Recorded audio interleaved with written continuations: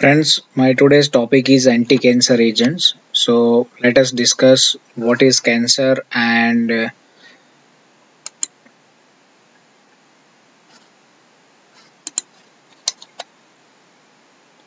friends, my today's topic is anti-cancer agents. So let us discuss what is cancer, what are the causes of cancer and cancer cycle in detail. So first discuss about the cancer. So what is cancer? It is a kind of disease of the cell that shows the uncontrolled proliferations, dedifferentiation and invasiveness. Okay, invasiveness, that means your cancer cell is attacked to surrounding cell, and ability to metastasis, that means the spreading of the cancerous cell to the distal part of the body, that is called metastasis. Now there are many causes of the cancers. So first and foremost causes is the exposure of the carcinogenic hydrocarbon as well as the excessive radiation. It is the causes, one of the causes of the cancer. Next is hereditary factors like chromosomal abnormalities, enzymes, various body's defense mechanisms, and hormonal imbalance. These all are the hereditary factors for the cancers. Various cultural factors like diet, smoking, drinking, as well as the sexual habits. Occupational factor including the ionization, radiation exposure, chemical exposure, and other carcinogenic substance like coal tar, mustard gas, chromium, nickel, as well as the asbestos kind of the inorganic compound exposure. And virus can also cause the cancer in animal but not in human. So these all are the main causes of the cancers. Now there are basically two kinds of the tumor: benign tumor and malignant tumor. So benign tumors are slow growing tumor and it is resemble to normal cell, and that is called localized tumors. Okay, it is not spread across the body, so hence it is not harmful. So that you can also see in this picture.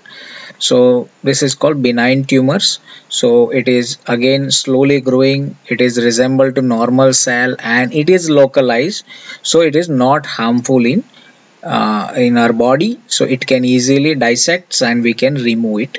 But malignant tumor, so it proliferate very rapidly, manifest dedifferentiations, invasiveness, as I discussed, it is attacking to other cells, other normal cells, and it also having ability to metastasis and also damage to the surrounding cells as well as the tissues.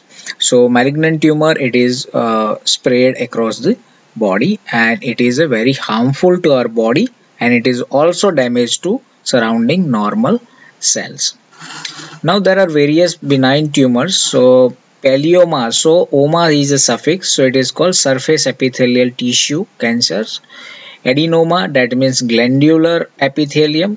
Melanoma, that means pigment cells. Myoma, that means cancer of muscle tissues. Fibroma means cancer of fibrous muscles, and neurofibroma, that means cancer of the nerve set.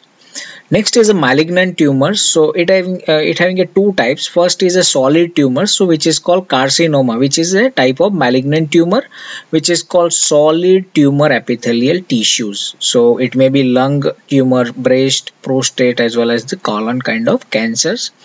Adenoma carcinoma, that means malignant tumor of the glandular epithelium. Sarcoma, that means tumor of the epithelial tissues as well as tumor of the bone, which is called osteosarcoma, and tumor of the muscles, which is called leiomyosarcoma.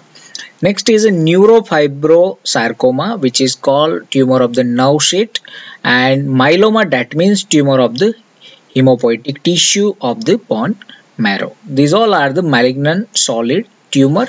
And next is a hematological malignancies. So where are basically two kinds of the cancers: lymphomas and leukemias.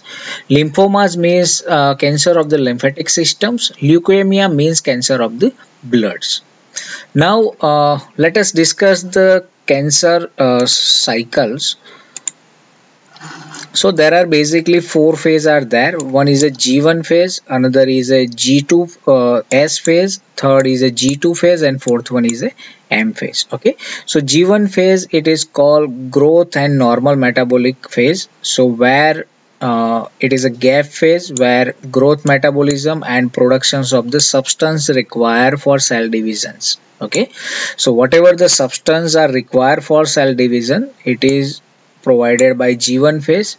In S phase, it is called synthesis phase where DNA synthesis and replications are occurred. G2 phase, it is called intermediate, or it is a growth phase. It is a gap between the S phase as well as the M phase, which is called mitosis phase. So it is in between M phase as well as the S phase, where in this phase growth as well as the preparation for the mitosis is occurred. And mitosis or mitotic phase, again there are four different phases: telophase, anaphase, metaphase and prophase. So what are or which kind of the cell changes are occurred in these phases, that we'll discuss in next slides. So these all are the various stages of the mitosis. So first is the interphase. So it is not a truly phase of the mitosis. Technically it is not a part of the mitosis, but rather encompasses stage G1, S and G2 of the cell cycle, which prepare the cell for the mitosis. So in interphase what happened? So which in this phase the preparation for the cell for the mitosis is there. Okay. In prophase what happened? Chromatin in nucleus condense into the viable chromosomes. Okay, chromatin is a kind of the protein. In nucleus it condense and convert into the viable chromosomes.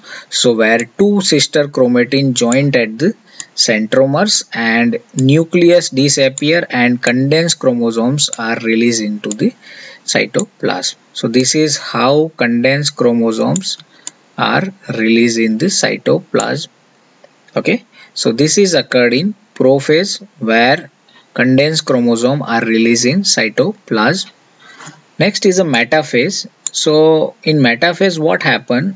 The spindle fiber align the chromosomes along the middle of the cell nucleus. So if you look at here, the spindle fibers align the chromosomes and which is middle of the cell nucleus, and this line is called metaphase plate. So in metaphase what happened? All chromosomes are arranged on the middle of the cell nucleus.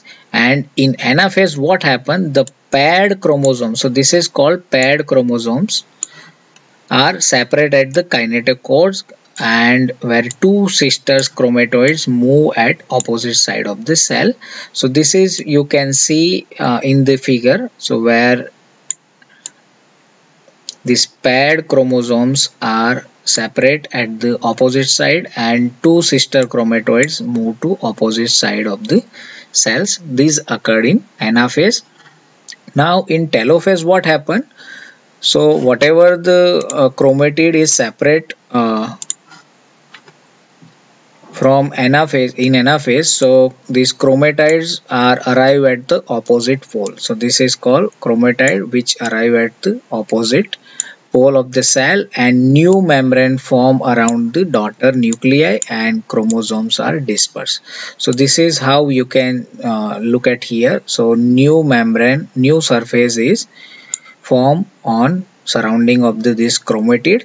And last is a cytokinase. Again it is not a part of the mitosis, but this is the last phase where this fiber ring composed of a protein is called actin around the center of the cell contract and pinching of the cell into the two daughter cells such as one nucleus. So this is how these two chromatid arrive at the opposite of each other. Then after, the fiber ring composed of a protein called actin. So this is how fiber ring is composed surrounding the cell, and this is how two daughter nuclei are separate from each other and each having its own nucleus. This is how synthesis of the cells are occurred in cancer cell cycles. Now if you look at the various drugs, so various antimetabolites like methotrexate, 5-fluorouracils, 6-mercaptopurines, and cytosine arabinosides.